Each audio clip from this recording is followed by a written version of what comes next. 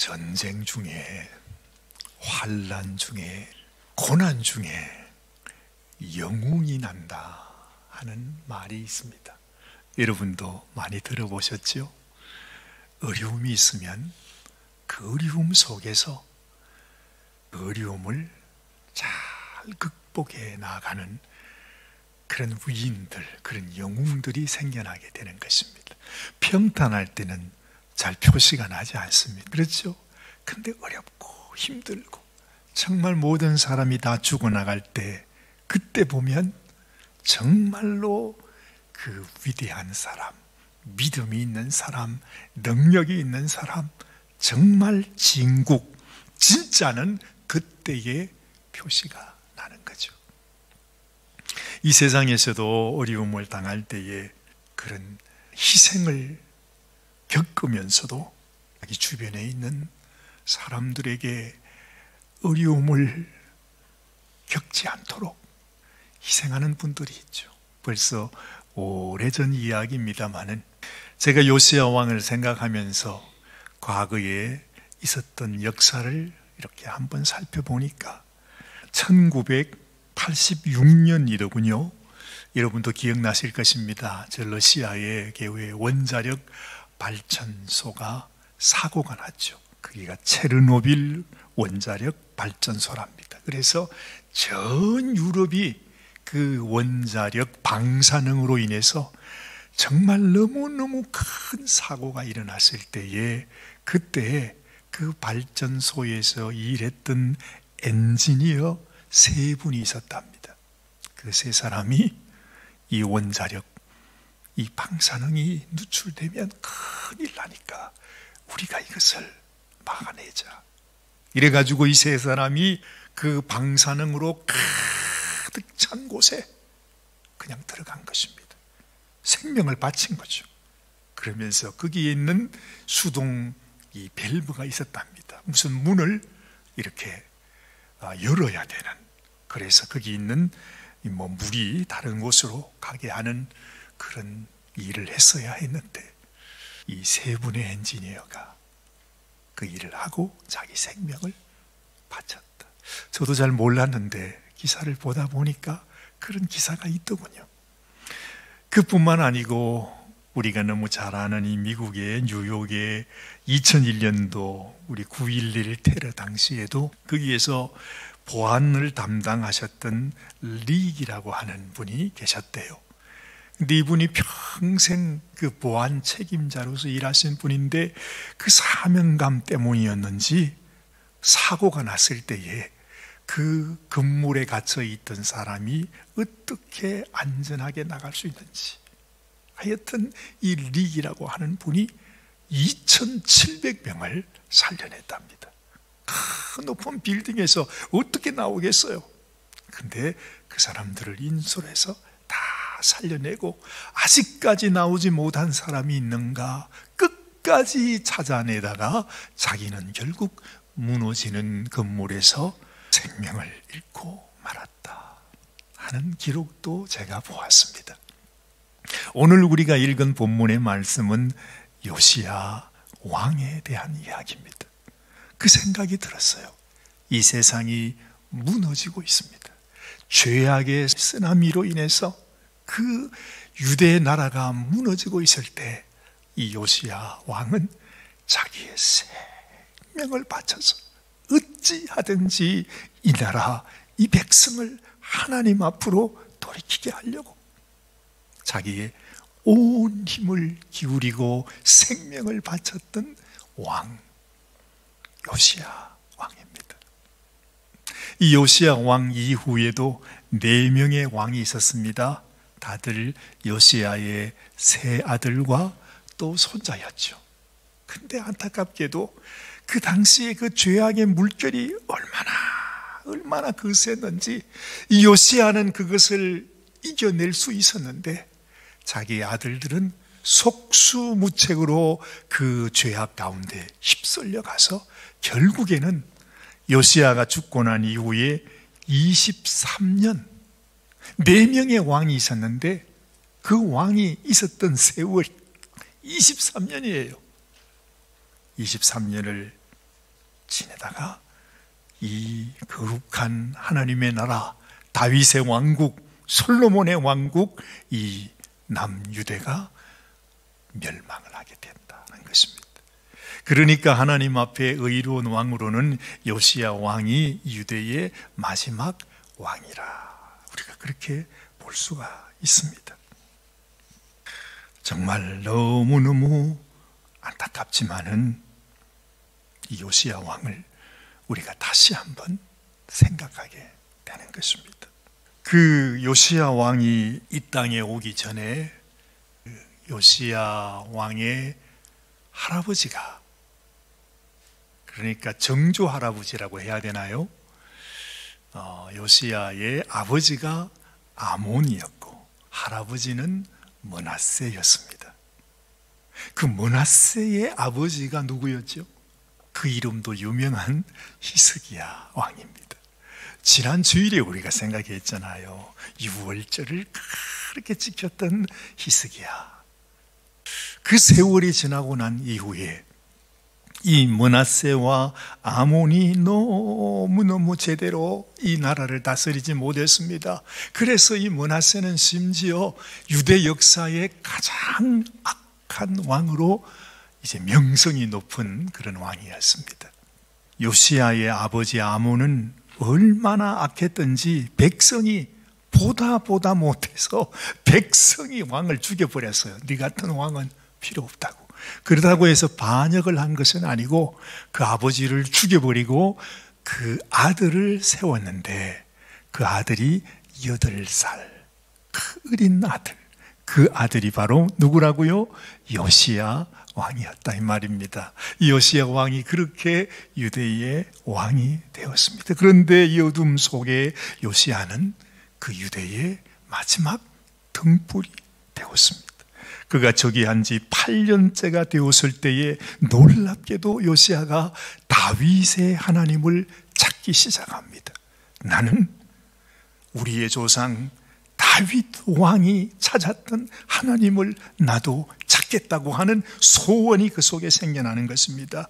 그가 왕이 된 지 12년째가 되었을 때 유다와 예루살렘을 우상으로부터 정결하게 해야 되겠다 해서 보이는 우상이란 우상은 다 찍어버리고 다 불태워버리고 우상을 섬기는 제사장들도 죽여서 그 뼈를 불태워 가지고서 뼈를 뿌려버려요. 얼마나 한이 맺혔던지 이 멸망에 가는 유다를 살리기 위해 요시야가 이렇게 개혁을 일으키는 것입니다. 그 개혁의 절정은 그가 18년째 왕이 된 지 18년이 됐습니다.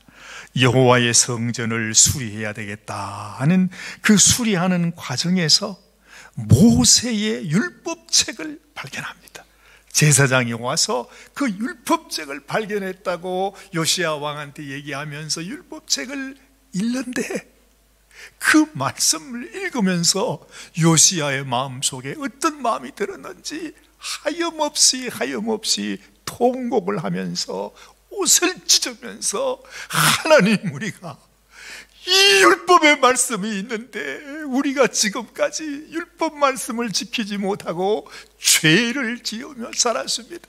마치 그 모든 역사의 왕들의 죄가 다 자기 죄인 것처럼 막 회개하면서 통곡을 한 것입니다.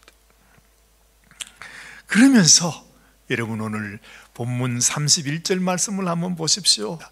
왕이 자기 처소에 서서 여호와 앞에서 언약을 세우되 마음을 다하고 목숨을 다하여 여호와를 순종하고 그의 계명과 법도와 율례를 지켜 이 책에 기록된 언약의 말씀을 이루리라. 나는 하나님이 주신 약속의 말씀을 따라서 이 언약을 이루겠다고, 이 말씀을 따라 순종하겠다고 아주 결심을 하죠.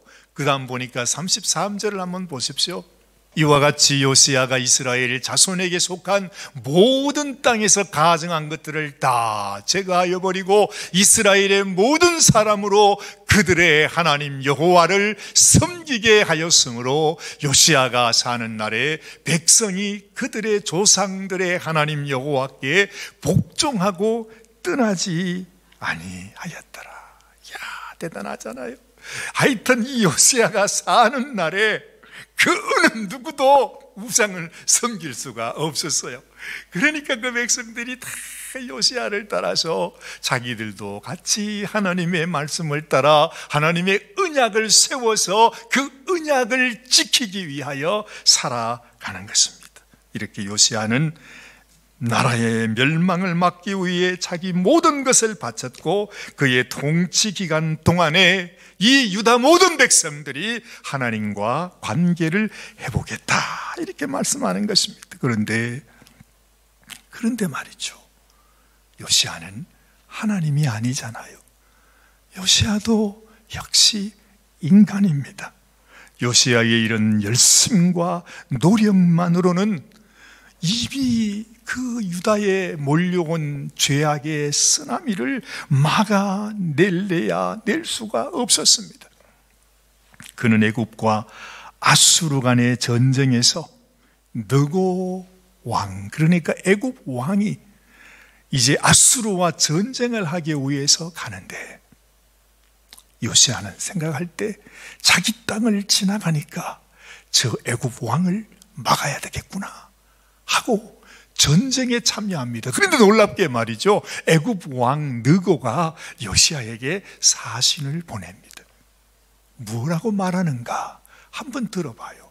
애굽 왕 느고가 요시야 왕에게 사신을 보내서 전한 말이 여기 있습니다. 한번 이렇게 말해요. 느고가 요시야에게 사자를 보내어 가로되 하나님이 나를 명하사 속히 하라. 그러니까 전쟁을 하는데 하나님께서 당신이 이 전쟁에 나오시지 말라고 하나님께서 나에게 말씀하셨습니다.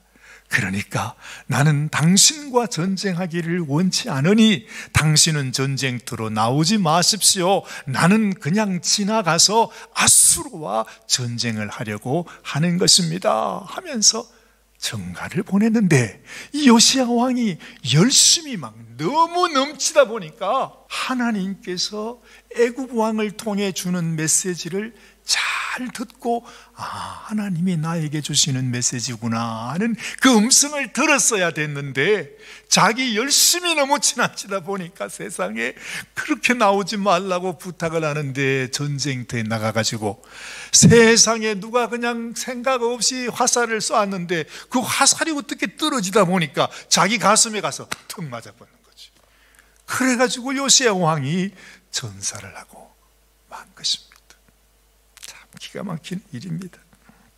이런 역사를 통해서 우리가 이 바울의 가르침을 생각하게 돼요.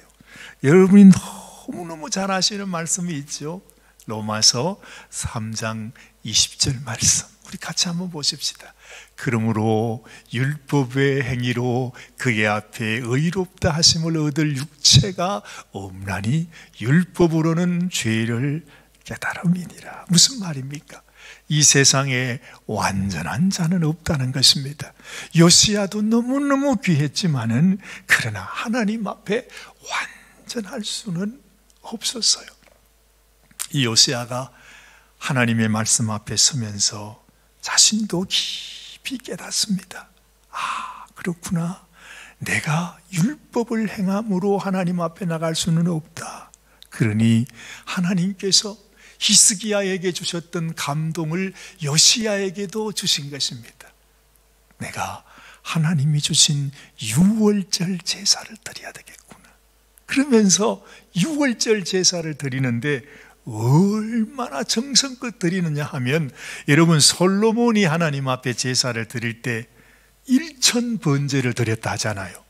와, 우리가 그 소리 들으면 대단하다 그렇게 생각하는데요, 요시야가 하나님 앞에 번제를 드리는데 얼마나 드렸겠어요? 요시야는요, 양과 염소를 1,000마리를 드린 게 아니고 3만 마리를 드렸대요. 거기에다가 더하기 아주 이 숫소 3,000마리를 드렸어요. 얼마나 하나님 앞에, 하나님이 율법의 말씀을 통해서 유월절을 지키라고 하는 그 말씀이 얼마나 가슴 깊게 사무치게 다가왔는지 자기의 온 생명을 다해서 이 유월절 제사를 하나님께 올려드린 것입니다. 여러분, 이게 무슨 의미였겠습니까? 이 유월절 제사는 당시의 백성들이 하나님 앞에 죄를 사함받는 길이기도 했지만은 사실은 궁극적으로 보면은 그건 그림자이잖아요. 무슨 그림자? 유월절 어린 양이 누구입니까? 바로 예수 그리스도입니다. 유월절 제물이 뭘 가리키는 것입니까? 십자가에 우리를 대신해서 죄를 다 담당하시고 제물로 죽으신 예수 그리스도, 우리 주님을 의미하는 거예요. 그러니까 요시야가 생명 다해 바친 유월절은 바로, 요시야는 몰랐겠지만 하나님께서 요시야를 통해서 우리들에게 장차 너희를 위하여 죽을 나의 아들 예수님을 하나님이 보여주시는 것입니다. 히브리서에서 이 말씀을 분명하게 말씀하세요. 히브리서 10장 1절 말씀을 보면 이렇게 말씀합니다. 율법은 장차 올 좋은 일의 그림자일 뿐이요 참 형상이 아니므로 해마다 늘 드리는 같은 제사로는 나아오는 자들을 온전히 언제나 온전하게 할 수 없느니라. 너무 분명하잖아요. 율법에서 그 제물을 드리고 번제를 드리고 제사를 드리는 것은 그것으로서 우리가 하나님 앞에 온전하게 할 수 없다는 것입니다. 그것은 율법은 장차 올 좋은 일, 좋은 일이 뭐지요? 우리 주님이 오신다는 거지요. 우리 주님이 우리를 위한 제물로 오셔서 우리를 위해 죽으시는 바로 그 그림자로 하나님께서 율법의 유월절 어린 양을 우리들에게 보여주시는 것입니다. 히브리서 10장 4절입니다. 한번 보십시오. 같이. 이는 황소와 염소의 피가 능히 죄를 없이 하지 못함이라 그러잖아요. 그래요. 이 세상 짐승이 어떻게 우리 죄를 없이 할 수 있겠습니까?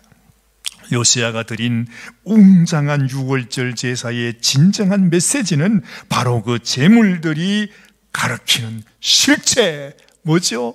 바로 우리 주님, 예수님이 나를 대신해서 내 죄를 용서하기 위해서 나의 죄를 눈보다 더 희게 만들어주기 위해서 주님이 오셨다, 주님이 생명을 주셨다 하는 바로 그것이라는 것입니다.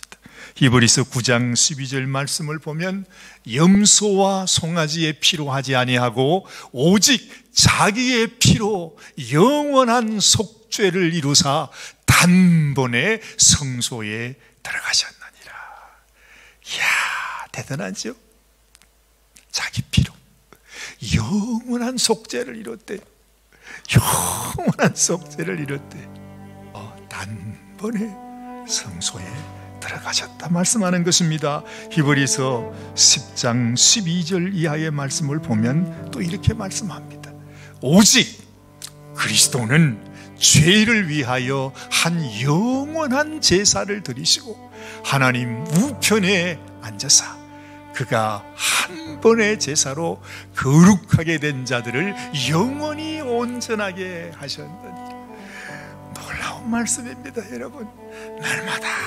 날마다 같은 제사 또 한 마리 죽여서 드리고 또 한 마리 죽여서, 죄를 지을 때마다 또 짐승을 죽여서 드리는 그 제사로는 온전하게 할 수 없어요. 그래서 예수님께서 우리의 모든 죄를, 우리의 정말로 이 억만 죄를 하나도 남김없이 다 없애기 위해서, 단번에 없애시기 위해서, 단번에 우리에게 하나님의 양자의 영을 부어주시기 위해서 주님께서 이 땅에 오셨다 하는 것입니다.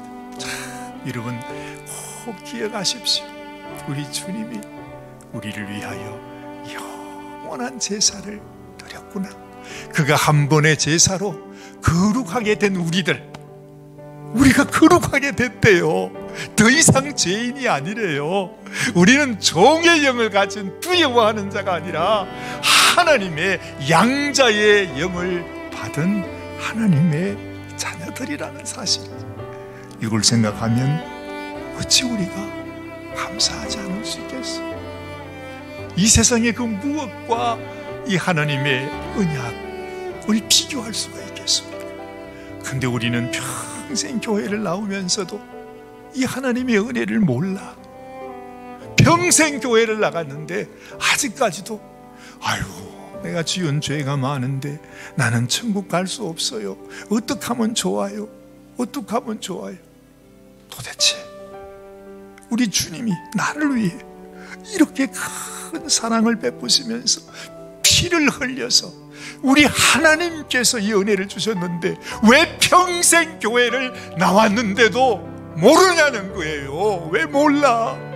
왜 몰라? 참 무서운 일이에요, 여러분. 평생 설교를 들었어. 평생 말씀 공부를 했어.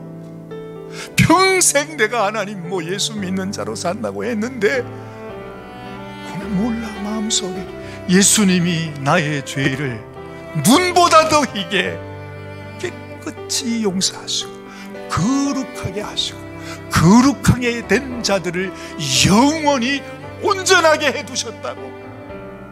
주님은 분명히 했는데 나는 모른다는 거예요. 나는 못 받았다는 거예요. 그래서 나는 아직 천국이 있는지 없는지, 천국 갈지 안 갈지 난 잘 몰라요. 당신 죄인이지요? 이러면 아이고 그래, 나는 죽을 죄인입니다. 내가 어떻게 천국 가겠습니까? 도대체 뭐가 뭔지 몰라. 뭐가 뭔지 몰라. 예수 믿는다는 게 뭡니까? 예수 믿고 구원받았다는 게 뭡니까? 주님이 내 죄를 다 용서하여 주셨다는 게 도대체 무슨 말입니까? 그런데 왜 모른다고 말해요? 왜? 평생을, 그것도 교회에서 그렇게 오랜 세월을 직분자로 살면서도 주님이 우리에게 주시는 메시지, 그렇죠? 요시야가 얼마나 감격이 되었습니다. 이거 은혜를 우리에게 전해주려고 6월절을 전무후무하게 요시야처럼 그 망해가는 나라를 위해서 하나님 앞에 6월절 제사를 올려드린 뜻이 거기에 있다 하는 것입니다. 사랑하는 여러분, 이 요시야는 6월절 제사를 통해서 우리로 하여금 예수 그리스도로 연결해주는 다리가 되기를 원했습니다. 그러나 요시야 왕은 온전한 구원의 다리가 될 수는 없었지만은 그는 우리를 향한 사인은 되어 주었습니다. 우리에게 사인을 흔듭니다. 6월절 제사를 통해서 무슨 사인을 흔들겠습니까?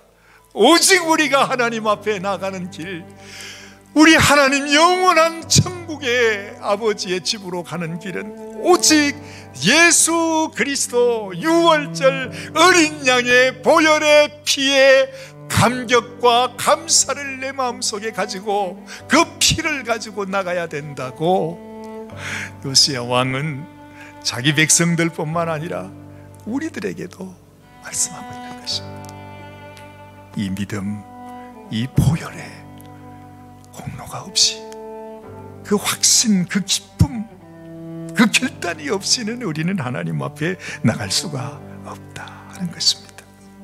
우리가 너무나 잘 아는 말씀, 사도행전에 보면 베드로 사도가 그렇게 말하죠. 다른 이로서는 구원을 받을 수 없나니 천하 사람 중에 구원을 받을 만한 다른 이름을 우리에게 주신 일이 없음이라 하였는 이름, 오직 예수, 우리 주님, 날 위해 죽으시고 날 위해 피 흘려주시고 날 위해 자기의 온몸을 생명을 다 주신 분은 오직 우리 주님 예수님입니다. 그걸 잊지 말라고 우리 주님은 지금도 천국에 가면 모든 상처, 모든 아픔, 모든 눈물이 없는 천국에서 예수님은 아직도 두 손과 두 발에 못자국을 가지고 있답니다. 영원토록 내가 너를 이렇게 사랑한다는 것을 잊지 마라. 이거 잊어버리면 너희는 끝장이다. 나의 사랑, 내가 너를 사랑한다는 내 사랑을 절대로 잊어버리지 마라. 주님은 말씀하시는 것입니다. 기도하십시다. 하나님, 이 대강절 아침에 이제 곧 우리를 위하여 이 땅에 오시는 우리 주님을 생각합니다. 왜 그 하늘 영광 보좌를 버리고 이 땅에 오신 주님, 왜 이 땅에 오셨습니까? 우리같이 못난 인생, 죄인된 인생, 우리의 모든 죄를 영원히 속죄하기 위해서 우리에게 더 이상 두려워하는, 무서워하는 종의 영을 받은 자가 아니라 양자의 영을 받은 하나님의 자녀로 만들기 위해서 우리 주님 오셨습니다.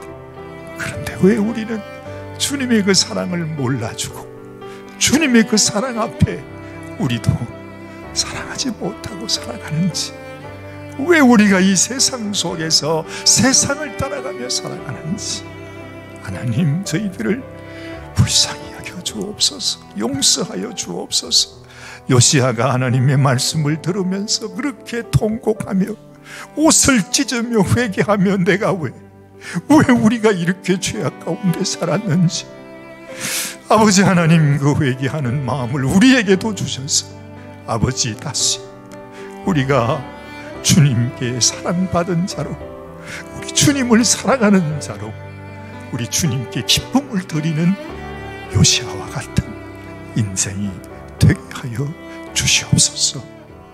우리 주님 예수님의 귀하신 이름 받들어 간절히 기도드리옵나이다. 아멘, 아멘.